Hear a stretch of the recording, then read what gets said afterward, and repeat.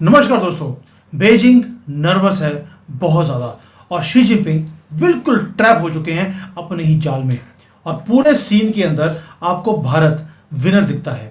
ये मैं क्यों बोल रहा हूँ? क्योंकि जो ईरान और इजराइल का जो युद्ध शुरू हुआ है, इतना बुरा हाल चाइना का हो जाएगा ये चाइना ने कभी सोचा नहीं था। इसी को बोलते हैं, हमारे पूर्वज बोलते थे सनातन के अंदर कि you do not put all the eggs in one basket. China ने वही गलती करी। वैसे मैं जैन हूँ, एग्स की बात कर रहा हूँ, लेकिन क्या करूँ, चाइना में रहता हूँ, बात करनी पड़ेगी। क्योंकि चाइना ने बहुत बड़ी एक बेट लगाई थी। बेट थी और बेट भी बहुत बड़ी, बिग एंड बोल्ड थी। उसके धागे वो उसको लगता था कि वो डोमिनेट कर सकता है मिडिल ईस्ट को, वो बाईपास कर सकता है वेस्ट को, और वो बिल्ड कर सकता है एक एम्पायर जो ऑयल के बेसिस के ऊपर हो। और इसको लगता था चाइना को कि उसे कहीं भी लड़ाई करने की ज़रूरत नहीं है। जैसे अमेरिका हर जगह पर रिसोर्सेज को कंट्रोल करने के लिए वो युद्ध करता है, वो सालों साल 10 साल 20 साल वो लड़ाई करता है। चाइना को था हमें कोई गोली चलाने की ज़रूरत नहीं है और दुनिया मेरे कदमों में आ जाएगी। लेकिन वो but it is now falling apart. Real time में शी जिनपिंग की जो पॉलिसी थी उसमें क्रैक्स आने शुरू हो गए हैं। और आप देखिए जो क्रैक्स हैं वो दिखते हैं आपको बेजिंग में, जबकि ईरान के अंदर बोम्बार्डमेंट हो रही है, क्रैक्स चाइना में आ गए। ये स्टोरी है कि शी जिनपिंग की जो ऑब्सेशन था ईरानियन ऑयल के साथ, रीजनल इन्फ्लुएंस के ऊपर, वो एक नाइटमेयर बनता जा रहा है चाइना के लिए। जो जियोपॉलिटिकल जो सीन होता है, चाइना की खिरखिरी हो रही है उसमें। और आपको मालूम है पिछले 10 साल से चाइना ने quietly billions of dollars Iran के अंदर लगाए। हमने भी लगाए हैं, लेकिन हमारा 1 या 2 बिलियन लगा है चाबहार पोर्ट में। लेकिन चाइना ने 25 साल का एग्रीमेंट किया था, जबकि अमेरिका ने, पूरे दुनिया ने ईरान को सैंक्शन किया था क्योंकि ये न्यूक्लियर बॉम्ब्स की ये धमकी देते थे सबको। लेकिन बेजिंग ने क्या कहा, सानू फर्क नहीं पड़ता।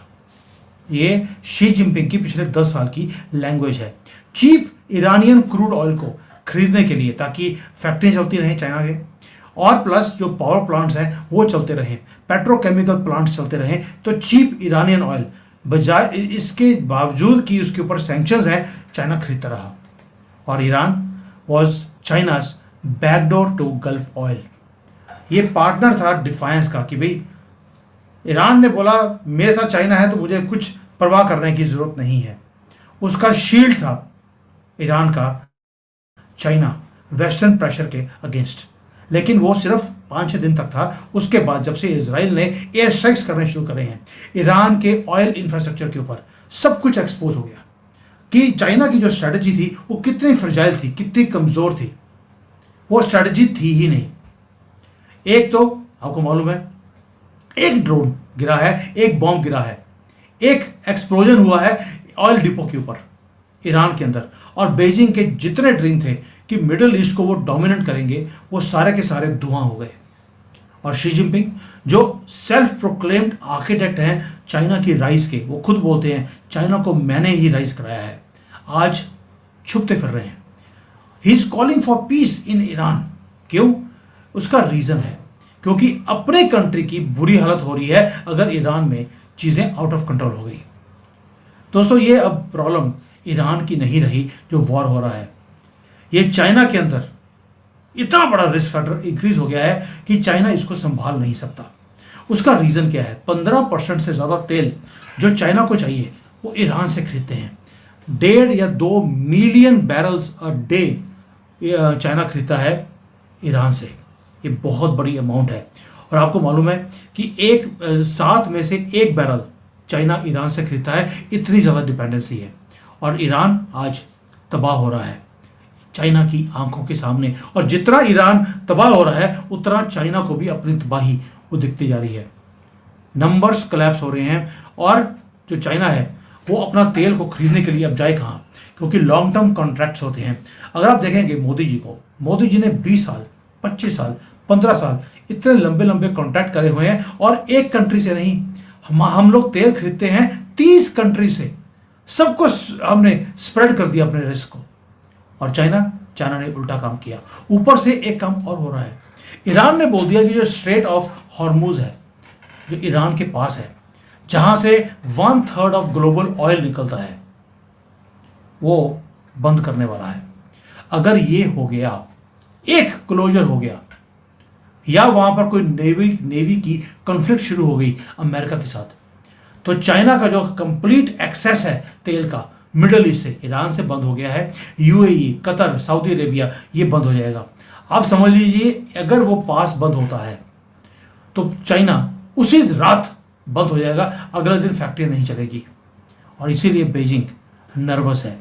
उसका रीज़न है क्योंकि आपको मालूम है कि ये सिर्फ सप्लाई इशू नहीं है दोस्तों, ये एक स्ट्रेटेजिक फेलियर भी होगा, और कम्युनिस्ट पार्टी के अंदर एक भी फेलियर एक्सेप्ट नहीं किया जाता, और शी जिनपिंग का ये बहुत बड़ा फेलियर होगा। क्यों? उसका रीज़न है, चाइना जो अभी तक तो प्रीच करता रहा, बीजिंग में शी जिनपिंग बैठकर क्या बोलते रहे कि भाई न्यूट्रल पीस मेकर होना चाहिए, मैं न्यूट्रल पीस मेकर हूं, और क्वाइटली पीस मेकर बनते बनते ईरान में गए पीस मेकर बनने, और वहां पर ईरान को हॉस्टेज बना लिया, जैसे कि वो हर एक कंट्री को करता है। लेकिन आज ईरान हॉस्टेज है तो चाइना भी हॉस्टेज हो गया, क्योंकि दोनों की सांठगांठ बहुत ज़्यादा स्ट्रांग थी। दोस्तों, ईरान की रजीम आज जल रही है, उसके ऑयल डिपो, उसमें धुआं हो रहा है, और China is now being forced to rethink everything from their strategy, from their past mistakes. हर चीज़ उनके सामने आ रही है। और आपको याद होगा चाइना ने 25 साल की पार्टनरशिप डील करी है ईरान के साथ। ये था चाइना का आंसर पूरे दुनिया को कि भाई मैं जो चाहूँगा कर सकता हूँ, और एससीओ में जो शंघाई कोऑपरेशन ऑर्गेनाइजेशन है उसके अंदर ईरान को भी चाइना लेकर आया। ये चाइना ही है जिसने क्रेडिट लिया था कि उन्होंने ईरान और सऊदी अरेबिया के बीच में दोस्ती करवा दी, पीस करवा दिया, उनके एम्बेसीज खुलवा दिए। और आज जो गारंटी देता था कि ईरान में और सऊदी अरेबिया की दोस्ती मैंने कराई है, आज अपनी सेफ्टी की भी गारंटी नहीं दे सकता। ये है ह्यूमिलेशन। तभी बोल रहा हूं शी जिनपिंग ट्रैप हो चुके हैं। Xi Jinping also knows that, इसलिए वो कजाकिस्तान, किर्गिस्तान, वो वहां के ट्रिप मार रहे हैं सेंट्रल एशिया में अपनी एनर्जी सिक्योरिटी करवाने के लिए। और चाइना का प्लान बी क्या है? आंसर ऑब्वियस है कि वो अब डिफरेंट कंट्रीज में तेल खरीदने के लिए, गैस खरीदने के लिए अब वो भागेंगे। दूसरा, इन्होंने अनाउंस कर दिया चाइना ने कि हम सोलर लगाएंगे, हम विंड मिल्स लगाएंगे, हम अपने जो ट्रांसपोर्ट सिस्टम है उसको इलेक्ट्रिसिटी पे लेके जाएंगे, और हम जो ऑयल डिपेंडेंसी है उसके ऊपर डिपेंडेंसी कम करेंगे। लेकिन दोस्तों, ये चीज़ें तो 10-15 साल 20 साल लगेंगे, और चाइना इतना वेट कर नहीं सकता। इसलिए शी जिनपिंग मैंने बताया आपको, वो सेंट्रल एशिया गए, जहाँ पर हमारी भी नज़र है कि वहाँ से पाइपलाइन हमने खींच के भारत तक लेके आना है। उसके लिए पीओके बहुत इंपॉर्टेंट है। लेकिन चाइना आज की डेट में आग से खेल रहा है और आग में झुलस भी रहा है, क्योंकि चाइना ने एक पॉलिसी बनाई थी कि 100 दिन का तेल का रिजर्व इनके पास होना चाहिए। तो 100 दिन का मतलब है ऑलमोस्ट 3.5 महीने का तेल इनके पास पड़ा है। बट आज की डेट में जैसे युद्ध बढ़ता जा रहा है, इंश्योरेंस की कॉस्ट बढ़ती जा रही है, और इवन की जो चाइनीज रिफाइनरीज हैं उनके पास तेल ही नहीं है, बैकअप का सोर्सेज भी नहीं है, घबराया हुआ है। और इंडिया की जो ऑयल डिप्लोमेसी थी, भाई दाद देनी पड़ेगी आपको, हमारे मिस्टर वो पुरी जी हैं या वो मोदी जी हैं, ये मुझे नहीं मालूम किसने पॉलिसी बनाई थी।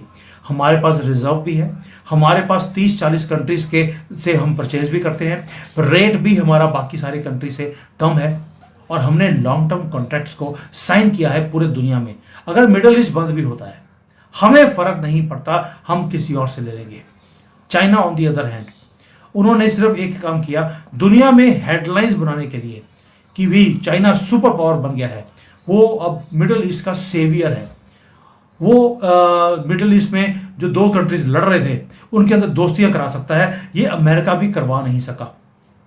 आज वो जो हेडलाइंस बनाने वाला काम था उसके चक्कर में उन्होंने लॉन्ग टर्म स्ट्रेटजी बनाई ही नहीं, और उसके कारण आज इनकी जो कॉस्ट है वो बढ़ रही है, प्लस अनसर्टेनिटी पूरे कंट्री के अंदर है।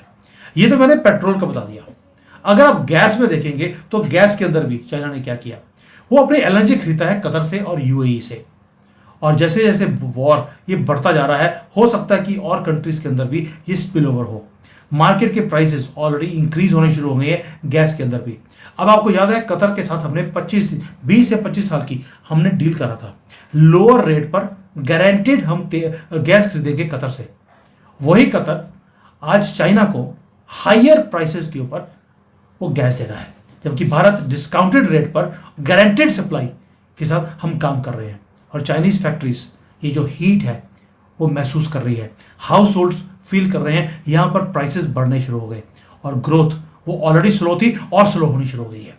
यानी कि चाइना का जो बिगेस्ट फियर था वो रियलिटी बनता जा रहा है, क्योंकि चाइना का फियर था कि उनका कभी भी मलक्का स्ट्रेट है वो बंद हो जाएगा, कभी मिडिल ईस्ट से तेल आना बंद हो जाएगा। मुझे लगता है ये चाहते थे कि भारत का तेल बंद हो, इनका अपना ही तेल निकल गया चाइना का। और दोस्तों ये जो सब कुछ हो रहा है ये ऐसे नहीं होता है। चाइना अपने टैंकर्स को, जैसे भारत है, भारत अपने टैंकर्स को मिडिल ईस्ट से भारत लेके आता है तो हमारी नेवी खड़ी है, लेकिन चाइनीज नेवी अपने टैंकर्स को प्रोटेक्ट भी कर नहीं पाती।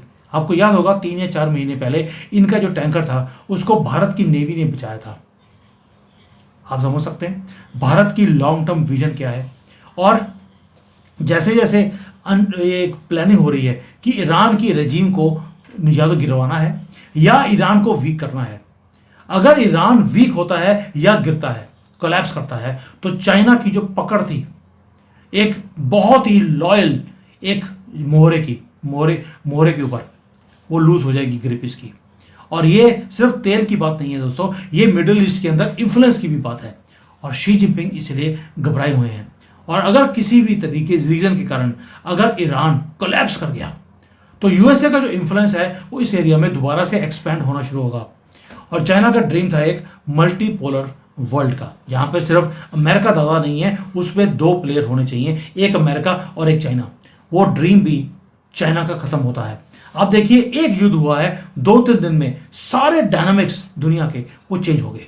चाइना दुनिया की 2nd लार्जेस्ट इकोनॉमी आज अपने यहाँ पर अपने अपने इज्जत बचाने के लिए वो भाग रहे हैं। और शी जिनपिंग अपने घर से बाहर निकलते नहीं हैं।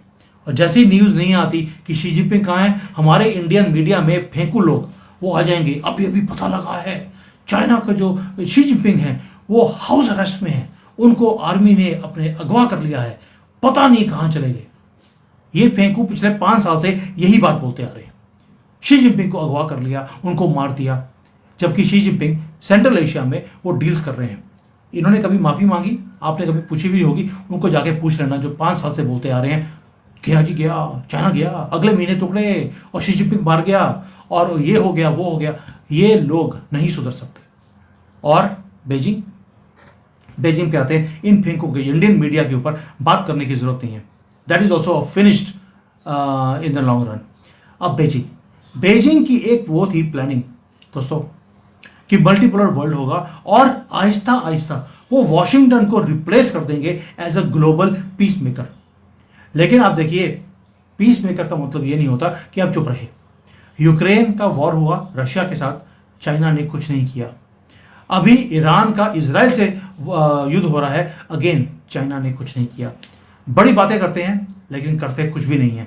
और यही चाइना की फॉरेन पॉलिसी है कि मेरी एक भी गोली बर्बाद ना हो, मेरा एक ड्रोन खराब ना हो और मेरा जो यहाँ का डिफेंस जो पूरा का पूरा कॉरिडोर है वो एक्सपोज ना हो कि किस तरह से उसकी वाट लगती है। जैसे पाकिस्तान में हमने वाट लगा दी और जैसे ही वाट लगी चाइना ने बोला ये तो हमने टेस्टिंग के लिए दिया था, यूज़ करने के लिए थोड़ा ना दिया था। अब पाकिस्तान ने गलती से यूज़ कर लिया तो हमारा कसूर नहीं है। ईरान के अंदर भी डिफेंस सिस्टम चाइना का था, ध्वस्त हो गया। वो भी यूज़ करने के लिए नहीं दिया था, टेस्टिंग के लिए दिया था। दोस्तों अब चाइना के जो एलाइज हैं उनको भी समझ आ गई कि चाइना के ऊपर आप या इनके इक्विपमेंट के ऊपर आप रिलाई नहीं कर सकते। सीरिया हो, सुदान हो, तेहरान हो, रियाद हो, सबको पता लग गया कि चाइना पहली बात तो बोलेगा नहीं अगर वो दिक्कत में होंगे, और दूसरा इनका कोई सिस्टम चलता ही नहीं है। ये है ग्लोबल लीडर बनने वाले का हाल कि कोई इनके ऊपर ट्रस्ट करता ही नहीं है। So let's be clear, China की जो मिडिल ईस्ट फेलियर है वो भारत के लिए एक सुनहरा मौका भी है। पहली बात तो मैं बार बार बोल रहा हूं, आपको दाद देनी पड़ेगी मोदी जी की कि क्या हमने किया है। हमने पार्टनरशिप्स बिल्ड किए, not on emotions but on strategy. China ने इमोशंस के साथ खेलकर मिडिल ईस्ट में दिखाने की कोशिश करी कि मैं देखिए नया दादा हूं। हमने ऐसा कोई काम नहीं किया है, ना ही हम कोई क्विक विन के लिए इधर चले गए, ईरान की सऊदी अरेबिया से दोस्ती करवा दी, यूक्रेन की रशिया से करवा दी, गए बातचीत करी वापस आ गए। कोई स्टेटमेंट नहीं है एक्सेप्ट वन स्टेटमेंट कि ये दौर युद्ध का नहीं है। लेकिन भाई आपने बोला था ये दौर युद्ध का नहीं है, तो पाकिस्तान से युद्ध क्यों किया था जो 3 दिन में आपने उसकी वाट लगा दी? तो दैट मीन्स भारत साइडलाइन पे बैठकर बात कर रहा है, लेकिन हमने ये क्विक विन करके हेडलाइंस लेने के लिए हमने कोई काम नहीं किया। हमने लॉन्ग टर्म ट्रस्ट को गैदर किया है। प्लस हमारी डिपेंडेंसी वो अनस्टेबल कंट्री जैसे ईरान है, इनके ऊपर नहीं है, हमारी 30 कंट्रीज के ऊपर है, जिसमें अमेरिका भी अब शामिल हो गया। हमने अभी डील साइन करी है कि we will buy more oil and gas from America. China को लगता था कि वो चेस खेल रहा है पूरी दुनिया के साथ, लेकिन उसको ये समझ नहीं आ रहा था कि भाई वो भी एक वन पॉन वेरी स्मॉल एक मोहरा है इस चेस की गेम का। He is not the chess board. Chess board तो कोई और लेके बैठा है और मोहरे की तरह कंट्रीज को चला रहे हैं। और शी जिनपिंग, इनकी पूरी की पूरी जो फॉरेन पॉलिसी थी वो अब टेस्ट होने वाली है, क्योंकि वो फेल हो रही है। और अपने आप को बचाने के लिए इनको एक युद्ध नहीं कह रहा हूं, इनको एक जीत चाहिए, क्योंकि ईरान की पॉलिसी फेल हो गई है। इंडिया वॉच कर रहा है, हम पहले भी वॉच कर रहे थे, हम अपनी गलतियों से सीखते भी हैं और राइज भी करते हैं। और जो नेक्स्ट सुपर पावर होगा वो कंट्री नहीं होगा जो तेल खरीदती है, वो कंट्री होगा जो अपने रिस्क को स्प्रेड करता है। और उसके कंट्री में ना तो प्राइसेस हाई होते हैं ना लो होते हैं, युद्ध हो या ना हो। आप सोच के देखिए, 2020 में हमारे यहाँ पर कोविड आया था, उससे पहले रेट था, एग्जांपल दे रहा हूँ, एवरेज 100 रुपीज़ अ लीटर। आज भी 2025 आ गया है, कोविड के 3 साल निकल गए, उसके बाद कितने युद्ध हो गए, लेकिन तेल का रेट बढ़ा नहीं है। इसको बोलते हैं स्टेबिलिटी, ये है रिजिलियंस जो हमने बनाई है। चाइना ने ऑयल का गैम्बल किया एक्सप्लॉइट करने के लिए इस चीज को कि मैं तेल खरीद लूंगा ईरान से सस्ते में, क्योंकि उसके ऊपर सैंक्शंस हैं, तो मैं राजा बन जाऊंगा दुनिया का। और आज जो आग ईरान में लगी है, वही आग बीजिंग में शी जिनपिंग के घर लगी है। क्यों? क्योंकि अब अपनी पोजीशन को बचाना इनके लिए मुश्किल हो जाएगा। मैंने पहले बोला आपको, कम्युनिस्ट कंट्रीज के अंदर फेलियर इज नॉट एक्सेप्टेड। एक तो एक्सक्यूज एक्सेप्टेबल नहीं है और दूसरा फेलियर, ये दोनों एक तरह से देखा जाता है कि ट्रीजन है, फांसी की सजा है इस चीज के लिए। अब शी जिनपिंग क्या करेंगे? मेरा अपना अनुमान है कि he will have to go for a small war, either with India और विद ताइवान, या किसी और कंट्री के साथ, छोटे मोटे कंट्री के साथ। कोई इन्होंने आइलैंड ले लिया, कभी फिलीपींस में आके कोई पंगा ले लिया, कभी कुछ कर लिया, he will have to do it, otherwise he will be seen as a weak president and he will be removed.